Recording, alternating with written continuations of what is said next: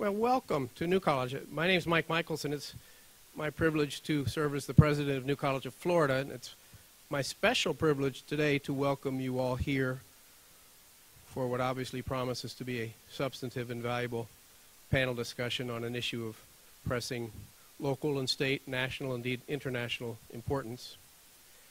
For many of you, this is your first visit to the New College campus.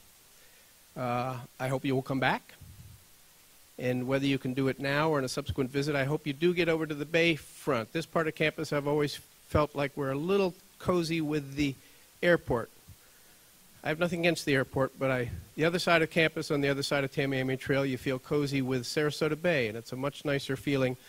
Perhaps more significantly, especially in light of the topic of today's efforts, the other side of campus is the original Ringling estate, and we are very proud stewards of mansions of Charles Ringling and his family members. And so I do urge you to take a look at that side of campus if you get the chance. It is fitting that we serve as the host for an occasion on a substantive issue such as the housing industry and its vexed present and challenging future.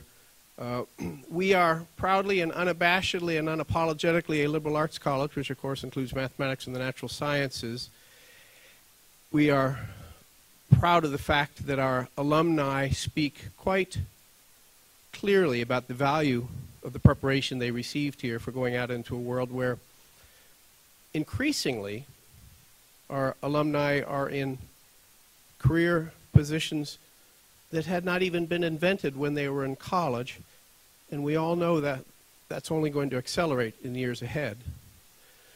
So the next time you hear someone emphasize the importance of the degree to get the person that first job, and I have nothing against that, but just remind them that the best kind of education is the kind that prepares people for a lifetime of career changes, career challenges, many of which we cannot even predict.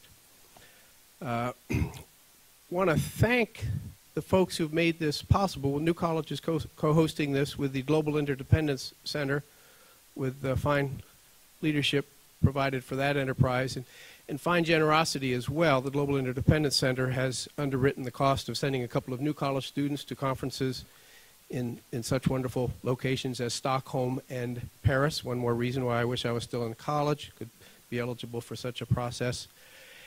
And New College is a place that takes very seriously its connection with the globe. If you think of the words global interdependence, educationally speaking, there are very few words that are more important, more significant, which is one reason that our next major capital project is the construction of an international studies center. We have significant funding to get that underway. We are looking for a final donation, whether it come from a private individual, a philanthropic body, a corporate source. Let me just say, if I'm shameless enough even to bring this topic up at this moment, you should not be shy about reaching out to me or offices of our foundation to carry on the conversation. But global interdependence is, apart from the fact that it's the best way to avoid the insularity that could be the kiss of death for a small college. We have less than 1,000 students. It is the best way to provide the most timely education for students who need to stay connected with the globe. And we, by the way, lead the nation. We're, I think, fourth in the nation on a per capita basis among our graduates who go on to get Fulbright scholarships, which I think is significant in and of itself. Also want to thank Cumberland Advisors, David Kotak, who is affiliated, of course, with the Global Interdependence Center, provides leadership there as chairman and CIO. We are gratified by the budding, or the now maturing relationship we have with David and his work over the past year or more. Wells Fargo Bank, a representative whom I'll introduce momentarily, and Local Business Magazine, and those of you who are local are certainly avid readers of Biz 941, edited by a New College alum whom I see in the back there. Very rarely are New College alums in the back, but Susan Burns, editor of Biz 941, we're delighted for her engagement in this enterprise. So, contrary to what your program says, we're making a slight shift. We're going to have our Wells Fargo representative speak first. And Don Merstick is here from Wells Fargo for some words before we turn things over to David Kotak. Once again, welcome to the New College campus.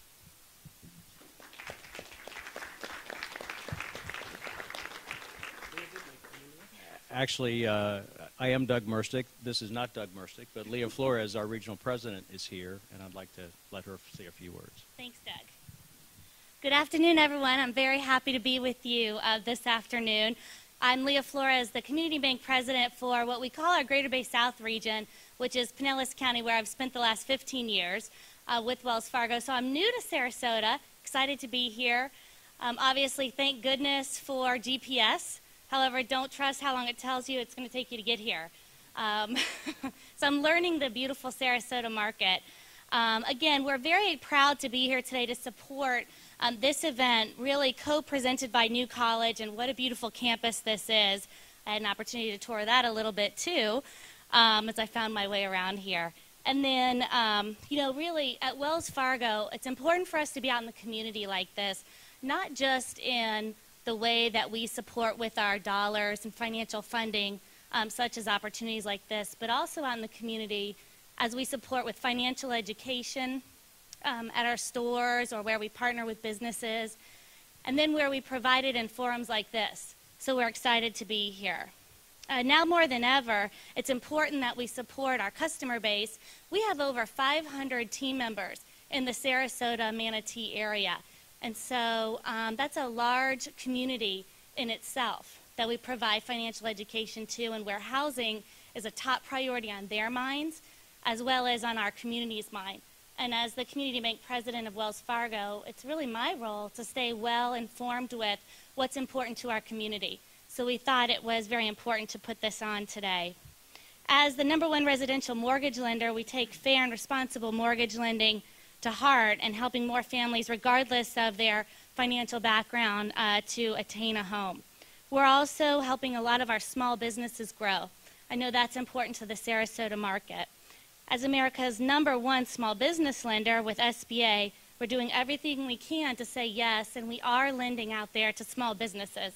So please talk to either Doug or myself afterwards if you're interested in that. We're especially delighted that Wells Fargo Chief Economist John Silva is here, and the other distinguished panelists to share insights and field questions on the current state and outlook for our housing industry as well.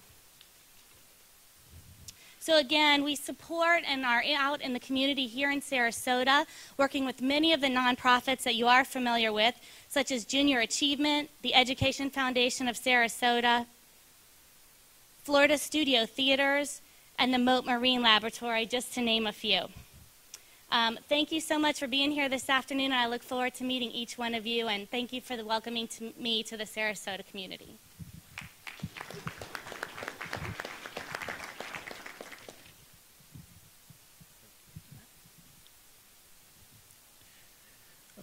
My name is David Kotak, and I'm the program chair of the Global Interdependence Center.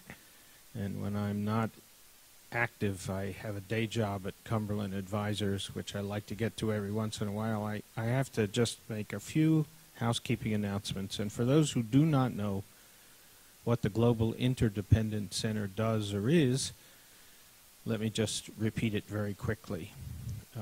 We are a neutral convener of dialogue about important issues throughout the world. We were in Paris last month, not quite as nice as Sarasota, but close.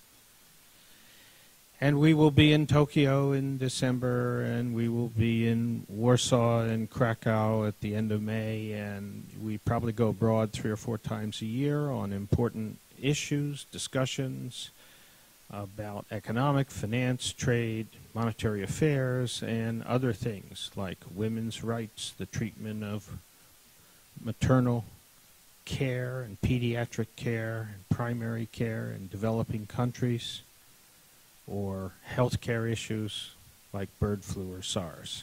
So we do a lot of things. There's a website, interdependence.org. There's material out there, and we welcome members and participants. We have an executive director. He flew down for today. His name is Ben Craig. Stand up, Ben, so everybody sees you. He can answer all questions that anybody might have about any of our program. I have a fellow board member here who just walked in 10 minutes ago. His name is Paul Thomas. He's the chief economist of Intel when he's not traveling to Sarasota. Paul, stand up so everybody can see you. Paul makes it around the world but manages to get to a GIC board meeting every once in a while and is a very dear friend. And with him is Kim. It's nice to see you too, Kim. And we have a fellow of the GIC, since we have a society of fellows. He presented a paper in Paris, and you're going to hear from him on this panel, and that's John Sylvia, who's active in the GIC. Wells Fargo, in addition to its local support of things like this, Wells Fargo is a global sponsor of the Global Interdependence Center, and so they helped us in Paris, and they'll help us in Warsaw, and they'll help us in other places. The GIC has a program. Part of its program is to affiliate with colleges and universities. Another part of its program is to partner with central banks. Some of our partners are the Federal Reserve Bank of Atlanta, or the Federal Reserve Bank of Philadelphia, or the Banque de France, or others around the world. And some of our university college partners are around the world. But because of the new relationships in Sarasota, we were able to establish a new partner, and that's New College, and that's been a lot of fun. So this is the first meeting, the first event from that partnered with New College. Was a speech by Dennis Lockhart, the president of the Atlanta Fed, in February, and we thought we would assemble some conversation about housing. And so I need to thank friends who made the trip for coming and helping us get started. And we're going to run the program in the following way. We have 5 stars sitting up here. Those of you who know them know that, and those of you who don't are about to find out. Ken Pruitt is a voice you will hear on Bloomberg all the time.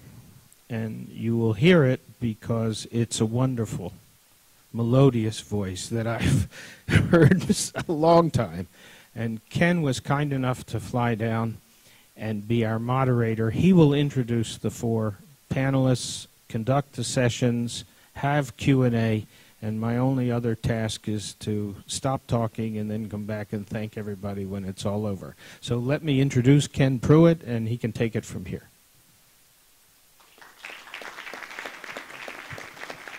Thank you, David. David's a fairly frequent and welcome guest at Bloomberg, the first word in Bloomberg Surveillance, Bloomberg Radio, Sirius and XM Channel 113. You can stream it from the website, podcasts. We're pretty much all over. I'm going to keep this short because we want to get to the real experts here who are going to talk about the real estate economy. I'd like to talk a little bit about the unreal real estate economy where I live, yes, New York City, which has always been about real estate ever since the Dutch landed in the early 17th century. You can see pictures when the Dakota, the apartment building, went up in 1883.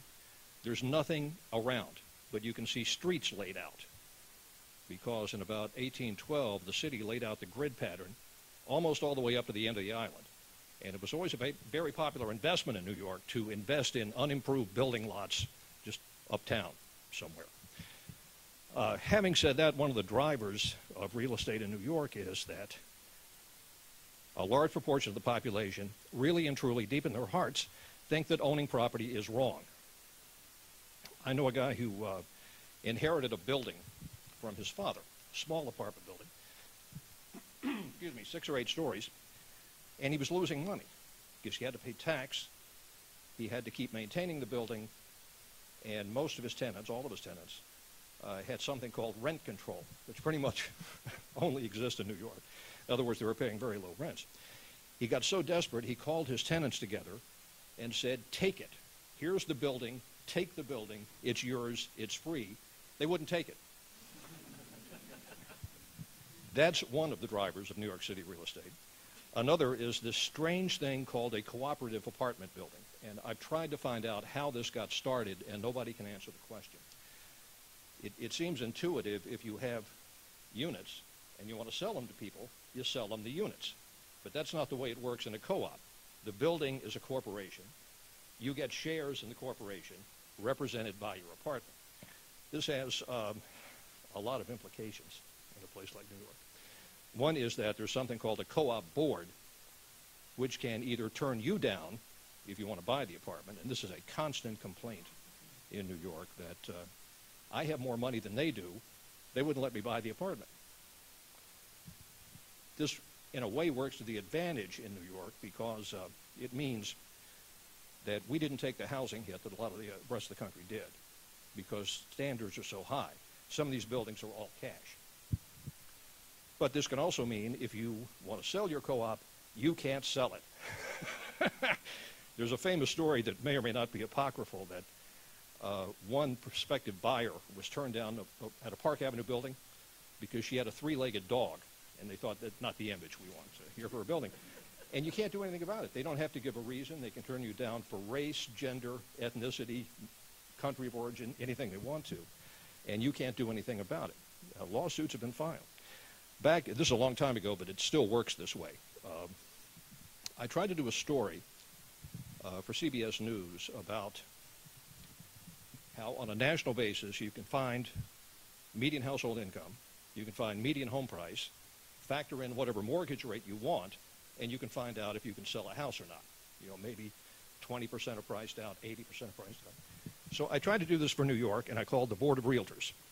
And it was the summer of '84, because the guy at the Board of Realtors was so happy, I wasn't going to ask him about John Zuccotti, who was married to Congresswoman Geraldine Ferraro, who was the Democratic vice presidential nominee then.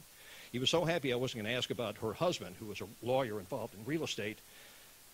The British have this word dodgy that kind of applies to him. So he really opened up. And here's how it works. If you have a business and you rake cash off your business and you want to hide it somewhere, a New York City co-op is the perfect place because it shares in a corporation, so there's no deed. If you pay cash, there's no mortgage. The apartment itself is not a taxable entity. The building is a taxable entity. So if you want to hide cash, it's the perfect place. And if you can find a co-op building with a liberal sublet policy, you can rent it to somebody who's raking cash off his business and pays you in cash, and it's perfect. And because of that, it's kind of hard to get a lock on what happens with New York City real estate. We have another frequent guest on our show called Jonathan Miller, who is an appraiser, and a lot of times he teams up with Prudential Douglas Elliman to throw out lots of data on real estate. We had him in the other day. New figures on the average apartment rent in New York City. Ready for this? $36.50 a month. I said, Jonathan, what kind of apartment do you get for $36.50 a month? Average one bedroom, average building, average neighborhood. I said, don't you reach a point here where nobody can afford apartments in New York anymore? He just kind of shrugged. It's always been that way. There's a wonderful book called Gotham, which is a history of New York City. It took two college professors 20 years to write, and it only goes up to 1898, which is when the city consolidated. Brooklyn was a separate city back then. And I remember reading this and reading about 1834 crisis in affordable housing. I look a few feet away at today's New York Times, crisis in affordable housing. This is one of the things that never changes in New York. Jonathan Miller told us about a guy who had bought an apartment for $105,000 way uptown in Manhattan. The apartment was 6 feet by 7. Somebody brought up the point that a cell at Rikers Island is 6 feet by 8. Well, I want to get back to the real world here now. Let's talk about the real world of real estate. I'm not a trained economist. I don't have mathematical formulas in my head. Instead, I know like practical stuff. The two things I've learned about economics are the only law you can't repeal is the law of supply and demand, and it's all demographics. So now we're going to hear about housing demographics with John Sylvia, chief economist at Wells Fargo, and also a frequent guest on Bloomberg. John will talk to us at 5:45 in the morning. Yes, sir. Thank you, John. You want to sit down? Would it be easier if everybody sits down? Okay.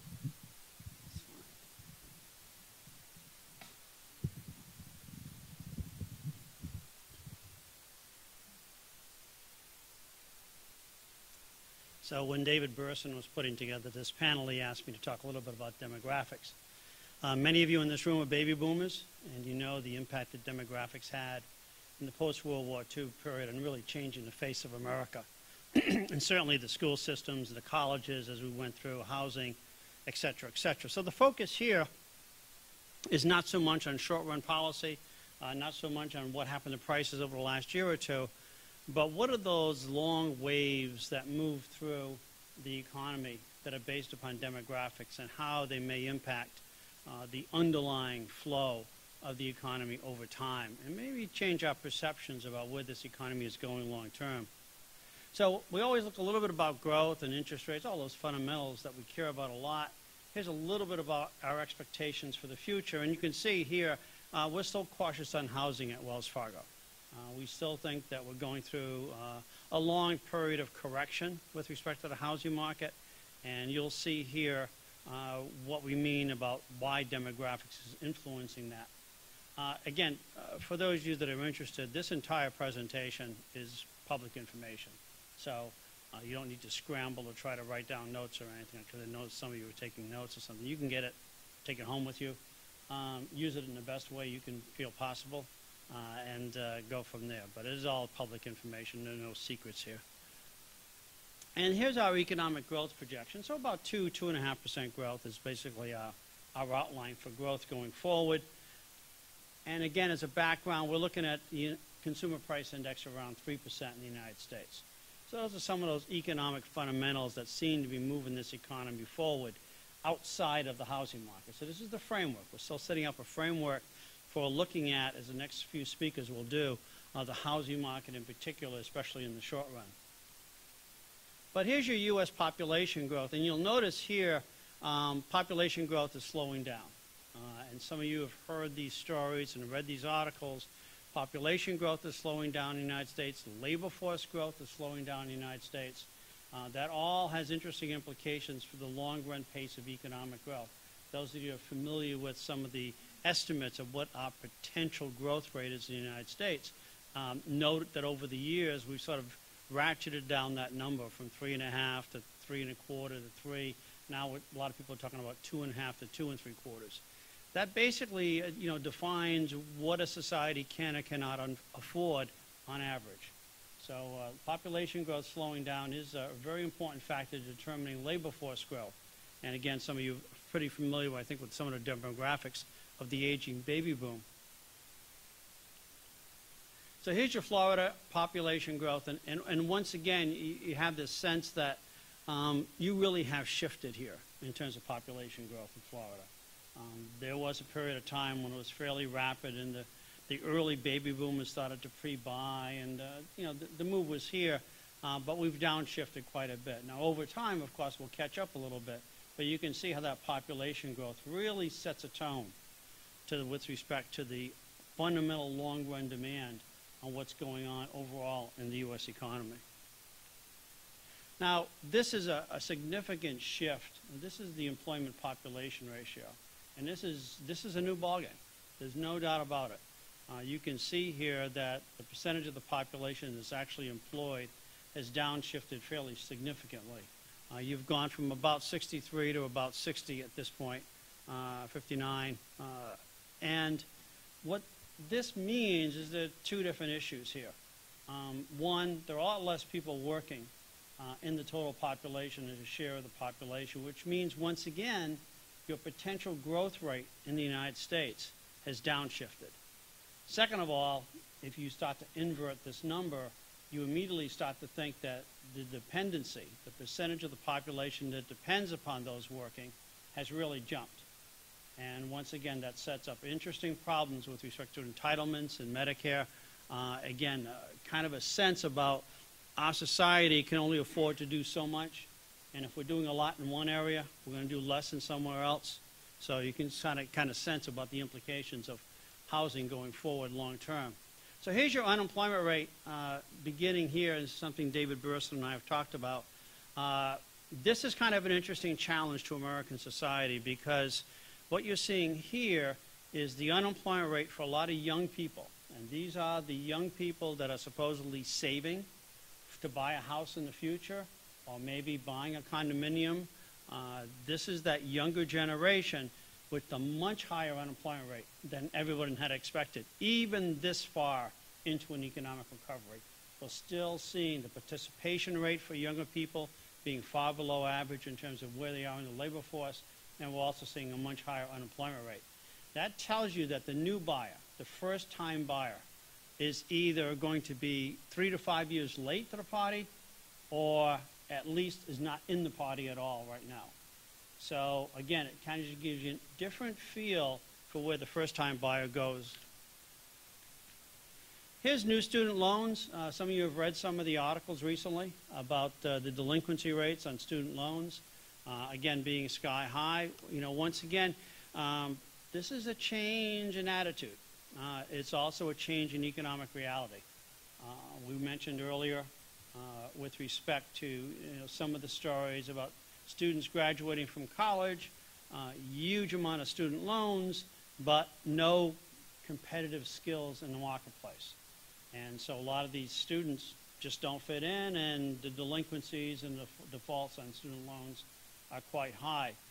Once again, for an economist like me, it's again that classic story that a lot of students go to college and get the degree and don't think about what is it in the college that I'm really getting? What is my expected rate of return on this education? What am I actually learning that I can use for the next 10 or 20 years?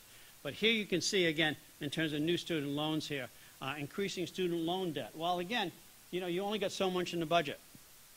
And if the budget is dedicated to paying student loans, there's less money saved for housing going forward.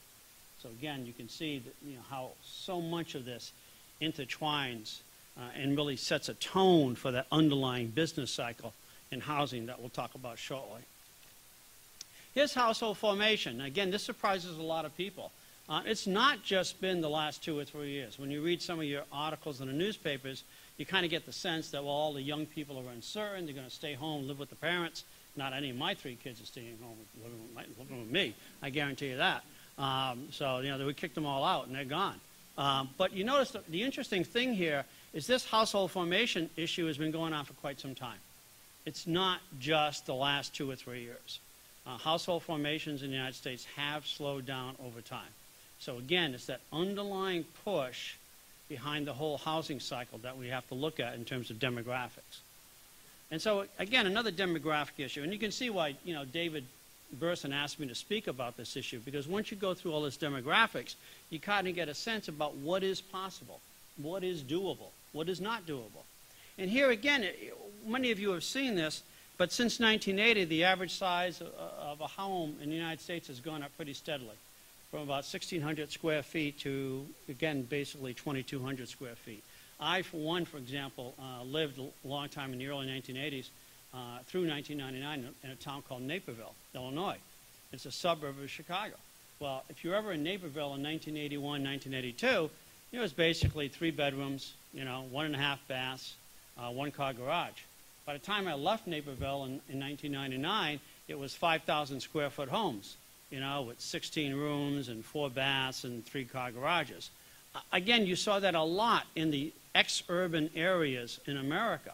But at the same time, when you look at the black line, what was happening? The number of households number of people in the household was declining. So again, you kind of get that sense when you look at your grandparents or great-grandparents, there were 4 or 5 kids. Right? Your parents had 3 or 4. A lot of us are thinking about 2 or 3, and our children are talking about 1 or 2. You kind of get the problem here from an economics point of view, and again, David Burson and I were talking about these problems in some of the, the Central Valley of California, certain parts of Georgia, where you simply built a lot of big houses and you have nobody to occupy them. Because a lot of the young people want to live in the city, closer to the city. They don't want to cut grass all Saturday morning. I have 2 boys. They want to play golf all Saturday morning. They are not interested in cutting grass. My daughter's not interested in the Victory Garden. So, you get these changes, and yet you think about it in the short run versus the long run, and this is the demographic challenges I think we have overall. Again, home prices, we'll talk a little bit more about that later. But once again, the home ownership rate, and this unfortunately became a huge political football. Many of you remember 5, 8 years ago, politicians would love to run around telling everybody about the home ownership rate. Home ownership rate's going up, it's going up, it's going up. But when you look at the graph here, you realize that was a bubble. And it was a bubble, and it existed only because of the Alt-A and subprime lending. You had to alter the lending standards to get that many people in terms of home ownership. And if that underlying home ownership rate is not 68 to 70, and is more like maybe 65 to 66, that's a huge demographic push that influences who does and does not buy a new home going forward. So I think, again, that's kind of intriguing overall. Housing starts, this is, again, an interesting long-run challenge for an institution like Wells Fargo. What is the sustainable pace of housing starts in the United States? And then another subtlety, go back to that graph in terms of family size, you get a lot of interest from a lot of people who want, yes, I want a housing start, I want a cluster home, I want a town home, but I don't want to drive 50 miles to work every day. And so for many of you, you may be familiar with places like Donata outside of Wheaton, Illinois. We've got a Brookdale outside of Charlotte. There's certain places in Atlanta where you've got sort of these cluster homes, townhomes that are built around shopping centers and shopping areas, and it becomes a very urban feel to it. So not only do you think about maybe long run 1.2 million housing starts, but the character of the housing starts are different. They're smaller homes, they're more energy efficient, they don't take up all the land that we've had before, they don't take up all the lumber that we had before, or the shingles. So you got two different things going on here. You've got smaller homes, but closer to the city. And yes, they're counted as a housing start, but the character of the housing start is quite different. And so that, again, has huge implications in terms of financing for Wells Fargo. Residential investment, the thing about in the economic numbers, if you looked at overall economic growth in the United States, it's intriguing that for the last 4 or 5 quarters, residential investment in the United States has been positive. And you say, well, how can that be if no one's building homes? It's because of the remodeling. The remodeling business has really picked up. And if those of you that have owned Home Depot stock for the last 6 to 9 months, it's been fascinating to watch how that stock continued to rally despite the fact that housing starts were flat. And so residential investment, particularly remodeling, has become another story here overall. Real estate lending, in contrast to business lending, real estate lending still searching for an equilibrium longer term. Clearly, we're in a different ballgame with different standards overall.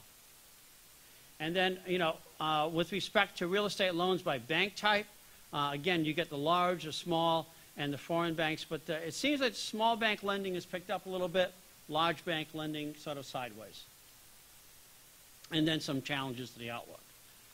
So, again, demographics. What do we know? Again, you've all heard about the aging baby boom. That's one story. But I focused a lot here on the entry buyer into the United States. An entry buyer that faces a lot of challenges with student loans.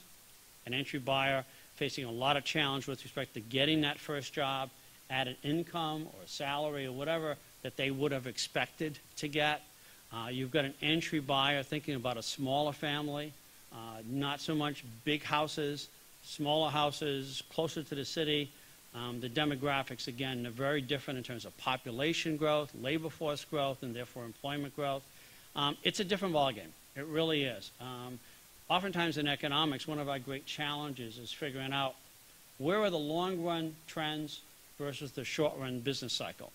And I think in this presentation, I tried to illustrate to you that a lot of times, especially in economics, but many of you are baby boomers, you experienced it, that long-run trend will dominate a lot of short-run cycles. And now I think we're seeing a very different long-run trend than many of us baby boomers grew up with. Thank you.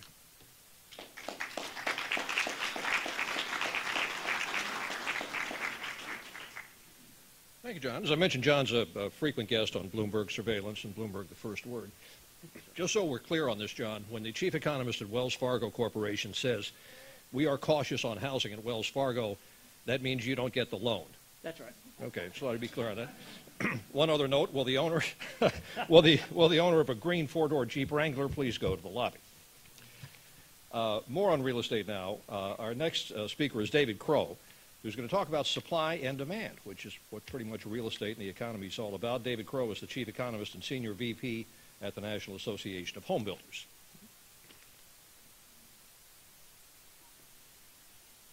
Well, thank you. Good afternoon. You know, this is a series of economists. I hope you can stay with us for the whole afternoon. I'm going to do charts and graphs too. You know, we really are pretty much just like accountants without the personality. That's as funny as it gets too, particularly from the housing industry. So this, you know, I don't have a great deal of differences with John, so I'll highlight some of the supply and demand features I think that are coming about because of where the building industry is right now. And maybe this probably paints as good an overall picture as anything. This is a monthly survey that my office conducts of builders, primarily single-family builders, and most of them are small builders. And it's basically a confidence measure. It's a confidence measure, something like the University of Michigan or the others that are out there that measure people's confidence levels. It goes between 0 and 100. So already we're at a lower part of this graph. So I haven't even, you know, extended the index to the potential height. For instance, in the middle of the last decade, in about 2004 and 5, the numbers were in the 70s. Okay, so the numbers are down. Even at best, the last report, which came out early this week, is 25. So just to give you a sense for the relative comparison. But the interesting part of the graph is, okay, that little bump over there on the left-hand side, that was the home buyer tax credit. That was the end of the home buyer tax credit. Spring of 2010, when there was the last of several different editions of that expired. So there was a little bit of bump in optimism amongst builders. And then it fell back down, and it was very, very low. Not the absolute lowest it's ever been, but very, very low for a very long period, all the way from basically about May of 2010 until about September of 2011. And then it started a nice, strong climb. And you know, there are other reinforcing figures behind this. So we wouldn't make this story if there weren't other corroborating evidence. But as I'll show you in a minute, about September, there seemed to be this kind of reversal in attitudes out there amongst consumers in general, and the builders were picking that up. More traffic, more interest in their homes, more serious discussion about buying. It kind of leveled in February and March, and we expected that. We thought maybe we were getting maybe even a little bit more burst than we expected. Some of it was due to the fact that we had extra warm weather throughout most of the country, so it actually sort of rushed spring into coming in earlier in the year. And then it fell back a little bit. So everybody got nervous. Now, okay, is this the end of this small euphoria, or is this just a momentary blip? And that's the toughest part of this whole cycle, is that everyone is paying attention to every single number because, frankly, we're all wishing it to be better. We're tired of this cycle we've been in, and for housing, it really hasn't been a recession. It's been a depression. The last time we had a 4-year drop in housing starts of this magnitude was 1940s, when the country was at war and clearly was doing something other than building houses. And so for virtually any builder that's in business today, this is the worst they've ever seen. But we do think there is a turnaround. So again, to sort of set the base for why I think we're going to go where we're going to go and to have the kind of construction activity we're going to have, is there's been this kind of consistent feedback of macroeconomic data that suggests that we've finally done some corner turning and we're beginning to see a little bit of positive news. Don't necessarily have to go through every one of those points. Simply, the emphasis is that there are a number of pieces of information that are all leading to the same conclusion, rather than what we've had in the past was these kind of false starts over 1 or 2 pieces of evidence that suggested good news, and then a couple of pieces of evidence that tempered that optimism. This seems to be a little more consistent, and not only amongst the macro figures, but also amongst the housing figures. Clearly, we have a lot of distressed mortgages out there, but I want to make a point with another slide later. They're heavily concentrated. So while national numbers are important, and while I'm going to inundate you with a bunch of national numbers, I also want to emphasize the fact that this recovery is dramatically different depending upon where you are. And it has a lot to do with how serious the decline was wherever you were. So I have my own demographic slide, I think very similar to what John was emphasizing. This is the total number of households. It's the red line. About 113 million households out there right now. The blue bars are the percent change. So early in the decade, we were changing at about 1.25%. Never the same every year, but roughly, on average, we were adding about 1.25% additional households, net additional households per year. That dropped significantly to about half the rate of normal. And I think that is due to the fact that young people didn't move out. They stayed in a roommate situation. They went back to school. Or another source, not necessarily the happiest source, is they didn't get a divorce. Because divorces create two households. It's not exactly the way we want to be able to be building more houses. But that fell off too. People don't get a divorce in the middle of a recession. It's too expensive. That lack of household formation, yet the people are still here. The 30-year-old living in mom's basement, not a sustainable lifestyle for either party. So sooner or later, that individual is going to move out. And we estimate about 2 million households will come of that eventual move out. Now, they won't be immediate because they got to get a job. And they got to get a decent enough job to be able to support themselves. And they're probably not going to be a homeowner. They're going to be a renter in the shorter run anyway, until they can accumulate savings, until they can pay down their debts, until they can create enough credit to be able to buy a house. But they are at the edge. They've been postponing. They've been living in a situation that isn't sort of normal for their age, and they're going to come out and be the first of this new housing demand. The basic underlying principles behind housing are good. We have very low mortgage rates. In this case, the forecast is everything to the right of that vertical line. I give you a lot of history just to emphasize just how low mortgage rates are on a long-term basis. They'll rise as the economy cures. There will be other demands for capital, and so there will be some modest uptick in it. But even at something slightly over 5% by the end of next year, interest rates aren't the story in the housing cycle. It's house prices. My view of house prices are, how do they relate to incomes? It's an affordability issue. And so in the past, that long, steady line, people were buying homes at roughly a little over 3 times their income. I don't know if you remember, but when I first shopped for a house, that was the kind of metric I used in a simplified fashion. How much house can I afford? Well, 3 times my annual income or something in that neighborhood. The number is different depending upon where you live. In low-cost markets like the South and some of the Midwest, that number tends to be even lower, 2.5 times income. In high-cost markets like California and the East Coast, it tends to be higher, 4.5 even. Point, though, was that it got to 4.7, even for the whole country, even for modest markets, averaged into the large markets. It got up to almost 5 times income. Well, you can't sustain that. We know that. You can invent some really screwy mortgages that allow you to do that, but it's not going to last. And so it's back down. Again, the point, wherever you think house prices may go, they are back relative to incomes where they were over the long term. Maybe they need to overcorrect, or maybe they need to overcorrect in some markets. But in total, as a nation, I think we have house prices about where they should be. While we do have a significant problem with mortgage distress, seriously distressed mortgages, either 90 days or more late or in foreclosure, that has peaked. It is beginning to come down.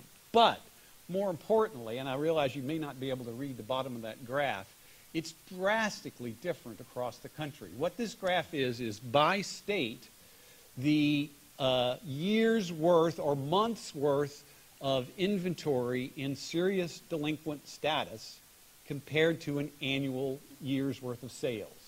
So for the country, 8.4. If you were to try to sell off all the seriously delinquent mortgages, it would take 8.4 months, given the current rate of sales. But look at how drastic that difference is. These 6 states on the left are well over a year's worth of supply in seriously delinquent, and yet we have almost half of the states with less than 6 months. And so while that continues to be a problem, and it's a problem everywhere, I'm not suggesting, except maybe North Dakota, which only has about a month's supply worth of seriously delinquent mortgages, it's a serious problem in, reading from the left, you guessed it, Florida, New Jersey, Maryland, Illinois, Delaware, and Connecticut, and some others even more that still are above the national number.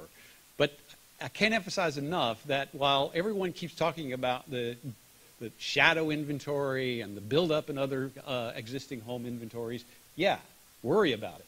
But don't worry about it if you're in South Dakota, Montana, Nebraska, Wyoming, et cetera, et cetera, et cetera. Next.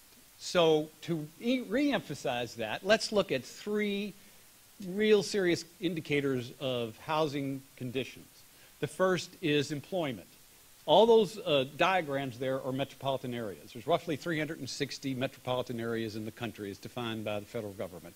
And the ones that are colored in have had better gains in employment than the national average. Okay, an average is an average, so there's some better, some worse. All those in color and gradated by color have done better in gains in employment than has the national numbers. Same with building permits. It's the single-family building permits. Okay, they have been moving forward nationally, but all those ones in color have been moving forward at a faster rate than the nation. And then finally, house prices. Well, so house prices have been sort of wandering around zero, a little bit down, but really pretty close to being even. All the places with colored in boundaries have had better price appreciation than the nation. So what if we took all 3 of those indicators and we said, if a metropolitan area has improved for 6 months or more in all 3, so it has to be stable, it has to be reasonably long-term, 6 months, and it has to be all 3 of those indicators have been improving, then we'll call that market improving. And there's 101 of them out of 360. So over a quarter of all metropolitan areas have satisfied this criteria of improvement in 3 categories, 3 critical elements of a local economy over a 6-month or more period. And it's been growing. NHB developed this in September of last year for this very purpose, to emphasize the fact that markets are local. And if you recall, in September of last year, everyone was saying, we're going into a double-dip recession, things are awful, everything had reversed itself. We'd had crisis in Europe, had crisis in Japan. We had oil prices rising. We had the Congress decide what they're going to do about the debt. And so things were really pretty awful. So in the middle of that, we had this brainstorm. Let's try to develop something that will bring positive news. Well, of course, we had no idea whether it was going to work or not. Fortunately, it did for our purposes, because it's simply a method of trying to train attitudes about what's going on. And what's going on is that markets are local. And there's the list of them. I'm not going to wait for you to read through all those, but I'll show you a map which gives you a sense for they're everywhere. Detroit is on that list. So, I have to emphasize it means they're improving, not improved. And some of the worst markets are beginning to show that glimmer of hope, because they're so far down, that 6 months of growth in all 3 of those is conceivable. So where's my forecast? Well, again, I'll sort of set it out from the beginning. What's the overall economic growth? I think maybe slightly more optimistic than John on this. Maybe 2.5%, 2.4% this year, and maybe as much as 3% next year. But, we can argue over those kinds of small details. But it's enough to get jobs back again. And that's the real clear way to get supply and housing started, is to get people's confidence back and give them a comfort that their job is secure and they can go out and buy a home. So the first thing that has to happen is the sales have got to pick up. Sales are really pretty lousy. New home sales last year were the worst that we've had in the records we've kept, which are almost 60 years now. But partly because you're starting from such a low hole, and because you're going to see some improvement in the overall economy, some confidence building, you'll begin to see from those marketplaces that are seeing better curing than the average, you'll start to see that sales take place. Once sales take place, then the builders will start building. Okay, so they've got to feel comfortable that they can sell what they're going to build before they're going to go out and build a lot more houses. again, last year in single-family construction was the worst year since the early 40s. So we almost have to get better simply because we were down so far in the trough. But I suspect that will 17% growth for this year. If you look solely at that percentage, you think, well, that's pretty good. You know, we don't normally have that kind of a growth rate year to year in single-family construction. But we got a lot of time to make up, a lot of ground to make up, and a lot of places that are going to cure enough that that will begin to add up. And then next year, the 13 will really, I think, form the real basis for a true, what you could call a recovery. I think this year we'll still be setting the groundwork, still be preparing that sort of confidence level, employment level, beginnings of growth to give people comfort to go back in the market. Multifamily is a different story, and you know, John referred to that. Since 2004, all of the gain in households, even though it's been muted, has been renters. We have the same number of homeowners now that we did in 2004. 75 million homeowners. Sure, some have gone away, unfortunately, probably through default and foreclosure, and some have been added, but the net number of homeowners is virtually the same as it was 8 years ago. The gain that we have seen in households has all been renters. And so we need to catch up. In the beginning of that gain, we could satisfy the demand from a high vacancy rate in apartments, because everybody fled apartments and wanted to buy a house, and more recently converting a lot of the foreclosures into rental property. But that can't sustain the demand that's going to continue. And so we've been building a lot of rental apartments. Last year we had a 55% gain in multifamily construction, and almost all of that was rental apartments. Can't keep that pace going, but we're still going to continue to add because most of these new household formations are going to be renters, and they want an apartment. I agree that they're more likely to want to live in a dense development where they're near shopping, near social activities, near restaurants, near their work. And so those suburban houses that have been taken in under foreclosure, they will be useful to the people that lost their single-family home. They've shown a preference for single-family. That's where they'll go to live, and that inventory can satisfy that demand. But the new construction is aimed primarily, a little bit at empty nesters, but primarily at the newly formed households. And then, again, I applaud the emphasis on remodeling. It has been very good. One of the reasons that remodeling has been good is because it is tough to sell a house. And it is tough to buy a house. And so many of the homeowners have decided, I'm not doing that. I'm going to remodel where I live and gain whatever I would have gained by remodeling my current home instead of moving to a new home. We also had a lot of tax credits available for energy conservation construction. That helped boost that number as well. And I think the tax credits are pretty much done. There's only a few left, and they're very modest compared to where they were. But the emphasis to remain where you are and remodel in place, I think, will continue. To go back to this emphasis, and this is my last slide, to go back to this emphasis on regionality, this is where will those states be relative to what I would call normal, and I've defined normal as what was their annual production of housing, single-family housing, in the early part of the 2000s. Where will that be in end of 2013, our forecast for the individual states at the end of next year. So you can see the growth is going to occur in the green states, tends to be, particularly if you'd have looked at this a little earlier in our history, in states that had either strong agricultural or energy economies, because those were the ones that were beginning to pull the states out of the recession first. Plus, those states just didn't do as badly during the recession. They didn't collapse as far. They didn't have significant run-ups in prices or production, so their recovery process has less to recover from. Other end of the spectrum, of course, the 4 states that are sort of the poster children of bad housing behavior. The Atlanta, which is really all of Georgia, so it's on the list because of the biggest city in the state, and the manufacturing belt. Unfortunately, my home state of Kentucky falls into that same one. that will be the last to come out. The other way to express that variation is that the third of the states that are going to be the last to come out of this usually produce half of all the housing in the country. And the third of the states that are going to be the first to come out of this usually produce about 20% of the housing in the country. So we're getting some growth and we're getting some movement, but it's coming from the Dakotas and the Montanas of the country, which can't lift the national numbers, and the Floridas and the Californias of the country, which usually send the power and affect the national numbers, are going to be the last to come out of the recession, and therefore the part of our slow recovery in housing will be due to where it's coming from. Finally, eyeonhousing.wordpress, a little commercial here. That's a blog that NEHB conducts. Really handy.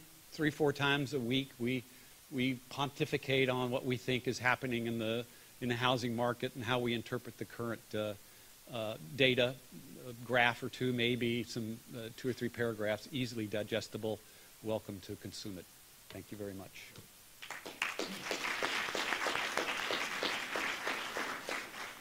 Hey, you know, Dave, that 3 times rule is interesting. I've got a vacation place up north of New York, and several years ago I was talking to a neighbor of mine who was up in her 90s. And at the time, the house between us was for sale. It was $350 for some ridiculous, you know. And she said, you know, when I got married in 1925, that house was for sale. I said, oh, how much? She said, $2,400. I said, how much did you and your husband make? They were both college graduates. She said, $800 a year. 3 times. A little more on supply and demand coming up here with Dave Burson, impact of supply and demand changes on house prices. Dave?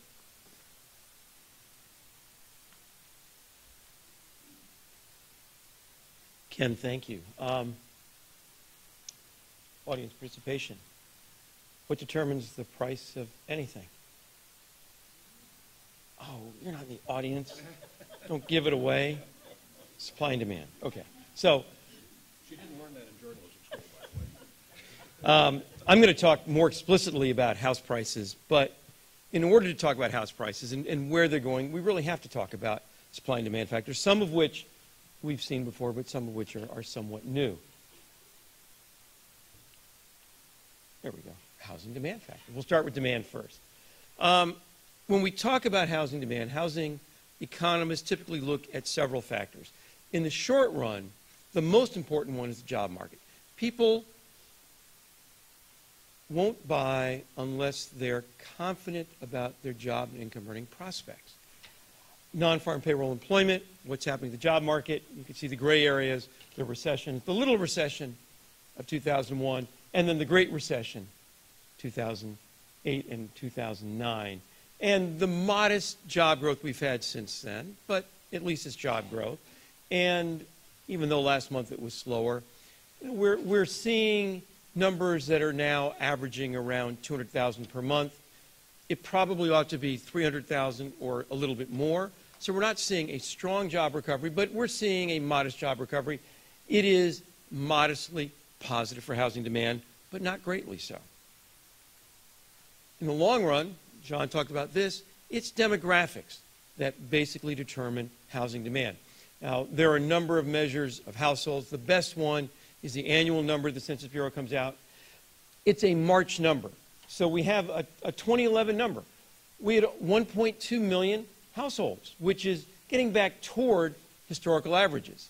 But because it was March 2011, it is more reflective of what actually happened in 2010. And you can see the very weak numbers that we had for 2010, 2009, again, because they're March numbers, more reflective of 2009 and 2008. So again, move them back a year. We'll get the 2012 numbers in a couple of months. We'll probably see a number a little above 1.2 million for 2012, again, more reflective of 2011. So the demographics are still not strong, like the housing numbers, but they're looking better. And again, suggestive of a pickup in housing demand. Now, these numbers don't tell us whether it will be owner-occupied housing or rental housing, and we've heard that already. In the near term, Some of it is, or actually a lot of it is likely to be rental, but you know you're filling up empty units or you're causing new units to be built. Whichever it is, it's positive for the housing market. So both the job numbers and the household numbers are now modestly positive and trending upward. The third thing we look at is usually housing affordability, combination of the income of the household, the price of the home, and mortgage rates. And here this is computed by the National Association of Realtors, and I went back to the very beginning of their survey, and you can see that the very latest numbers we have show that by a significant margin, affordability is at a record high back to the early 1970s. And in fact, you can compute similar figures, and they go back farther than this, and affordability is the highest it's been since the 1950s. Housing is, owner-occupied housing is darn affordable, but again, unless you're sure about your job and income earning prospects, unless you can actually qualify for a mortgage, or if you have a house to sell, unless you can sell it, this is sort of cold comfort. So there's a smaller portion of the population today that can take advantage of the high levels of affordability, the record levels of affordability. But you know what? It's better that we have record levels of affordability, even if other things are holding housing market back, than if we didn't. So while mortgage rates, which are the lowest they've been since the early 1950s, help, they don't help a lot, but it's better than if mortgage rates were at 10%. Mortgage rate at 4% is a whole lot better. Well, those are the demand factors. What are the supply factors that are affecting housing right now? Well, we know what the inventory of homes to sell that are both new and resale. The red line, the inventory of new home sales, is at the lowest that the Census Bureau has ever measured them back to the early 1960s. We've never had fewer new homes to sell. We're just not building very many, and actually the relatively weak demand for new homes is still stronger than the new supply. So the inventory of new homes to sell, a record low. Existing home, the blue, not at a record low, but we're back towards more normal levels. Dave Crow talked about a normal level for housing starts being in the early part of the 2000s, and we're pretty close to that in terms of the number of units of existing homes to sell. Both are down significantly from their peaks. So this is very positive, but it's not the whole story. Vacant homes. Some of these vacant homes are here in the houses for sale. Some of them are not. Now, the red line are total vacant housing units for sale. Well, those are all in the previous graph. They're, by definition, they're for sale. So their definition, either existing home or a new home, most of them existing, they're in the previous graph. And we can see that that's come down significantly from its peak in 2008. It's still high relative to the years before that. But more interesting, I think, is the blue line. These are not homes for sale. These are vacant homes that are held off the market. Now, there are various reasons why a home may be vacant and not for sale. It could be a vacation home. There are one or two of those in this area. And so, for many months out of the year, they're going to be vacant because the folks from Indianapolis who come down here in the winter aren't here in the summer. But that line is coming down, but not very much. So, all right, I'm sorry, got ahead of myself. So it could be vacant because it's a rental, because it's a vacation home, or just it's normally occupied only part of the year. Perhaps it's seasonal housing for workers. But maybe it's vacant and the Census Bureau doesn't know why. It doesn't appear to be seasonal housing. It doesn't appear to be a vacation unit. It's just vacant. It's not for sale. We don't know why. That's the blue line. Vacant for other reasons, other than seasonal housing or vacation housing. But it's vacant. Now, some of those may already be in the for sale category. We don't know. But it's come down a little bit, but not much. What's interesting is if I expanded this and we look back into the 60s, we would see even before the housing boom, 2004 to 2007, these numbers went up over time as there were more households, there are more vacant units. So we're not going to come all the way back, say, to where we were in 2004, because over time, these numbers grow as there are more households. But we still have a long way to go. Some of what's in this blue line should be counted in what a reasonable definition of the hidden inventory of homes is, because they're not for sale yet, but some of them will be. Now, what are those? My guess is that the big jump that we saw starting in 2007 are homes that were foreclosed on. Owners are no longer there, but the institutions that own them have not yet put them on the market. And again, they would fit a good definition of a hidden inventory. So, we've gone from about 2.8 million to about 3.6 million, and at the peak, we're about 3.8 million. So we had about 1 million of those a year ago, and now we're down to about 800,000 more than we should. Again, part of the hidden inventory, not included in the actual inventory of existing and new homes for sale. Well, what else could we include? Here is a chart from the Mortgage Bankers Association of mortgages that are past due. The black line are the 30 to 60 day past due, 30 to 59 days. Back to 2000 and the beginning of 2002, we're about back to where we were. So the early stage delinquencies aren't much different than they were a decade ago. The green line, the 60 to 90 day delinquencies, had gone up a lot. Now they're down, but they're still higher than in the early part of the previous decade. So they're still high historically, but they've come down. It's the feedstock for later delinquencies. Well, how about the blue line, which are the 90 day and beyond delinquencies? Well, they were up at 5%. That's huge. Again, if we took this back to the beginning of the series, you'd see it was off the charts compared to where 90-day delinquencies had ever been before from the time the MBA started doing this data. Doesn't include the Great Depression. But it's come down a lot as well. And that's truly the feedstock for foreclosures. It's still very high. More than 3% of all houses with a mortgage are 90 days or more past due, but not yet foreclosed on. That's a large share, but down a lot from the peak. So the feedstock that will eventually go into foreclosed homes is shrinking.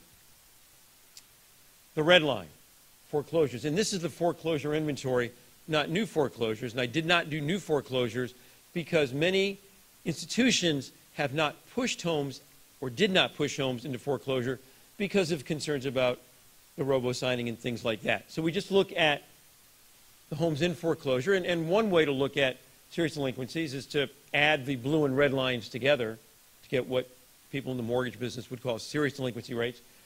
The red line hasn't come down very much.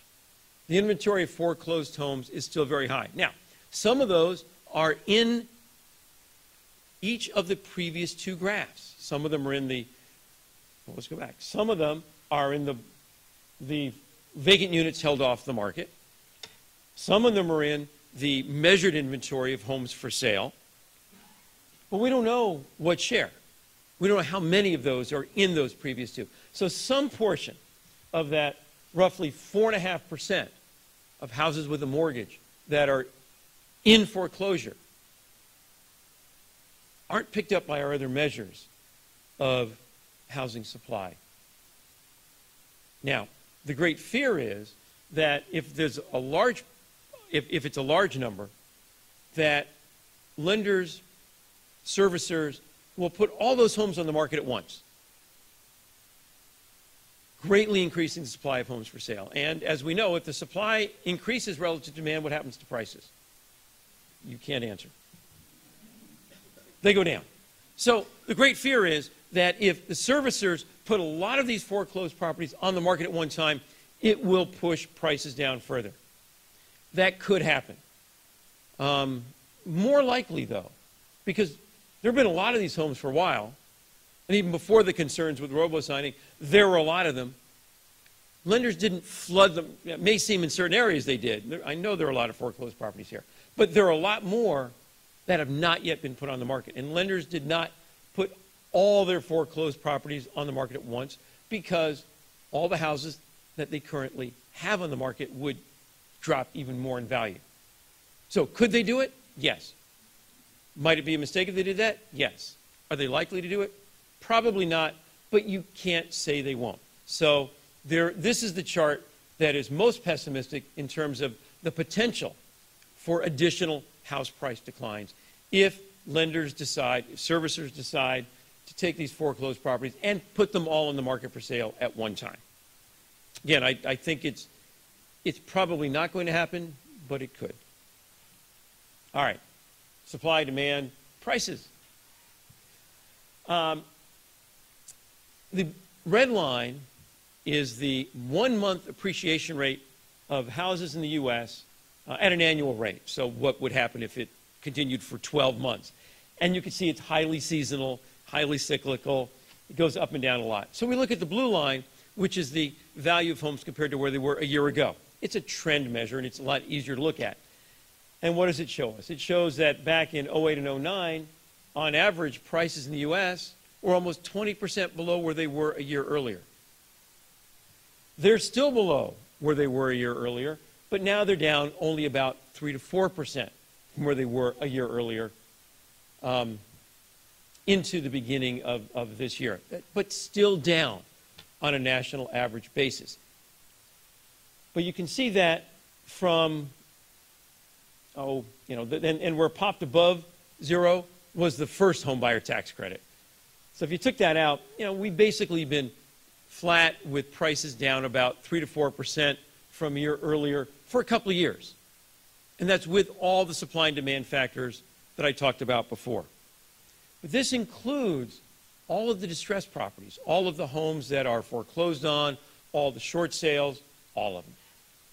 We can also look at what's happened to house prices if you take that part of the market out. So what's happened to the non-distressed part of the housing stock? What's happened to the value of those homes? It looks a lot like this, but the scale's a little different. They didn't go down as much. They were only down about 10 or 12% at their worst from a year earlier. And now they're almost back to where they were a year ago. Well, before prices go up, they have to stop going down. And that's what this shows is they've almost stopped going down. The other interesting thing is we don't get above zero back with the first housing tax credit as we did here, which I think suggests that a lot of the homes that were bought then were homes in foreclosure. But we're almost back now with the non-distressed homes to where we were a year ago. But, as both John and David said, there are significant differences in what's happening to house prices regionally. The sand states are what housing economists call Florida, Nevada, Arizona, and California. They either have beaches or they have deserts, so there's sand in all of them. And those have been the poster children for the housing bust. So what's happened with home prices there? Now, it's not the same house prices, unfortunately. I have data from the Federal Housing Finance Agency. This data is from CoreLogic. It's all houses, or almost all houses. This is just data from Fannie Mae and Freddie Mac, the GSEs. But for many states, it's almost all the market. And in recent years, it is virtually all the market. Now, Arizona, we're still almost 8 or 9% below where we were a year ago. But most recent data for the fourth quarter is up, which is very interesting because home prices in the fourth quarter and the first quarter of a year tend to go down for seasonal reasons. People buy in the spring and summer. They tend not to buy in the late fall and in the winter. A good sign, but prices are still down a lot. California. Well, prices are still down a lot, but not as much as in Arizona. But California is really multiple states. If you look at the Central Valley, prices are down a lot. It looks a lot like Arizona or worse.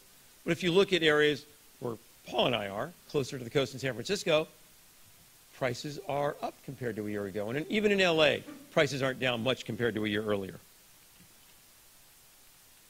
How about Nevada? Well, prices are still down by more than 10% from a year ago. Nevada's not looking very good. Finally, with the sand states, we have Florida. That doesn't look too good either. Although, again, third and fourth quarters, third quarter you'd expect, but the fourth quarter, prices were up. But still, prices are down at roughly 7% from where they were a year earlier in Florida. But in Florida, the markets are different depending on where you are. You want to see where you are? Yes, you do. Oh, wait, I'm not going to, you will see in a minute. Prices aren't down everywhere. Where are prices up? Well, North Dakota. And in North Dakota, prices were never down compared to a year earlier. We all should have bought houses there. We all should have bought lots of houses there. Well, in fact, everybody's moving to North Dakota now. The demographics show everybody in the world is moving to North Dakota to produce oil and natural gas. So prices are going to be very strong. But that's a place we could have gone and not lost money in housing. Of course, you would have had to live in North Dakota. All right, finally, Sarasota. Now, you can see it at its trough. Prices here at the beginning of 2009 were more than 20% below where they were at the beginning of 2008. And this is the whole metropolitan area. So Venice, Sarasota, Bradenton, the whole thing. And obviously prices matter by neighborhood. They matter by house to house. But this is as micro as we're going to get. But right now, compared to where prices in this area were a year ago, they're almost back to where they were a year ago. They're still lower on average in this metro area, still lower in Sarasota, Bradenton than a year ago, but not much. What's going to happen in the next year? Now, if I really knew, I'd make a lot of money, but where do I think prices will go in the next year? Unless servicers dump those distressed homes, those foreclosed homes on the market, it is likely that we will see prices trending up over the rest of this year.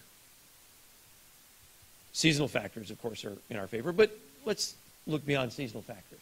The job market's getting better. Demographics are improving.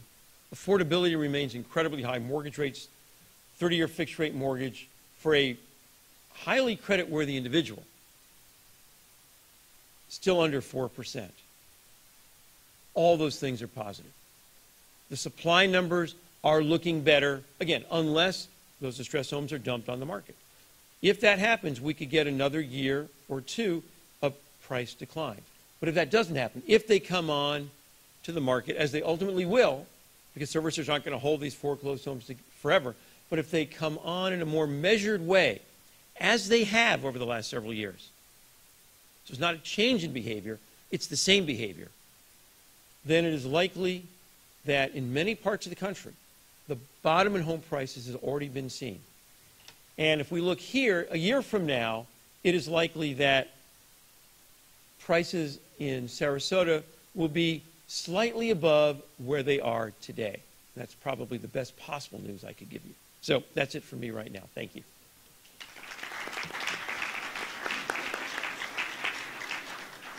Thanks, David. Our next guest is going to talk to us about housing policy. Connie Ford from the Wall Street Journal, one of the few Wall Street Journal people who hasn't come over to Bloomberg. We'd love to have you. Come on over.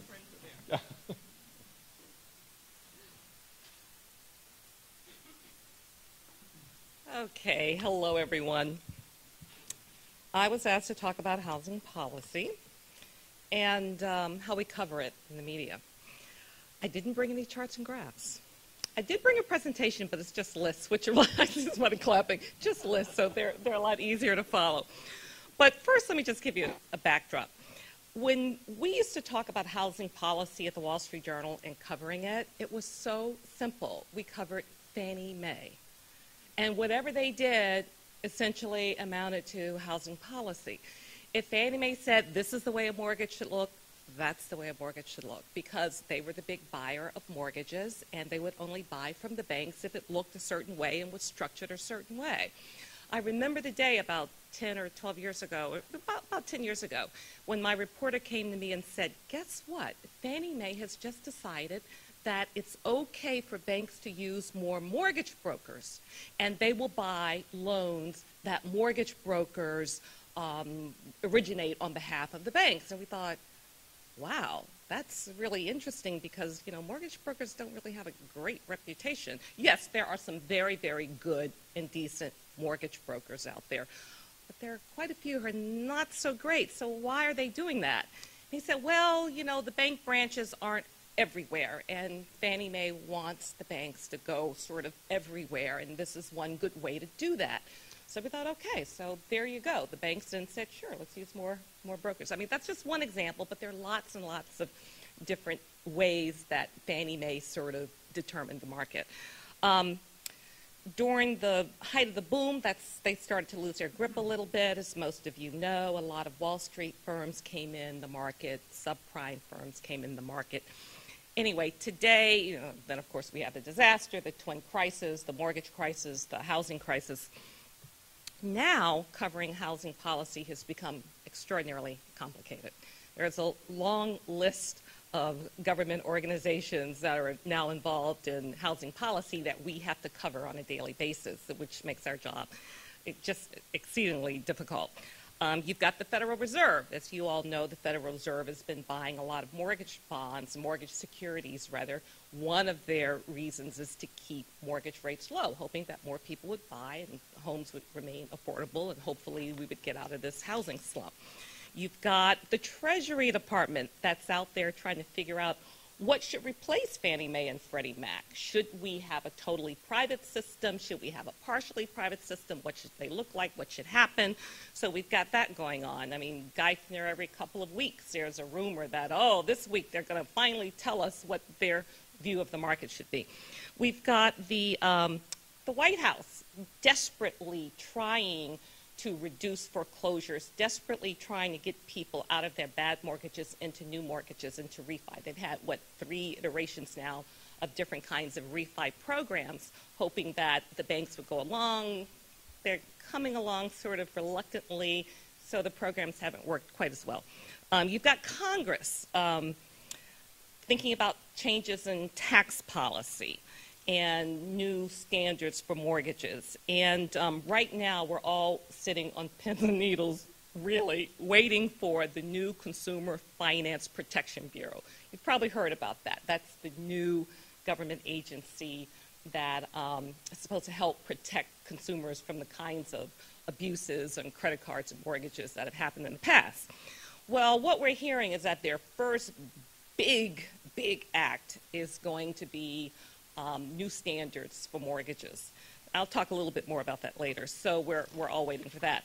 But the point is, it's a lot of different organizations doing a lot of different things in a climate in Washington where everybody's bickering, and it gets to be very interesting.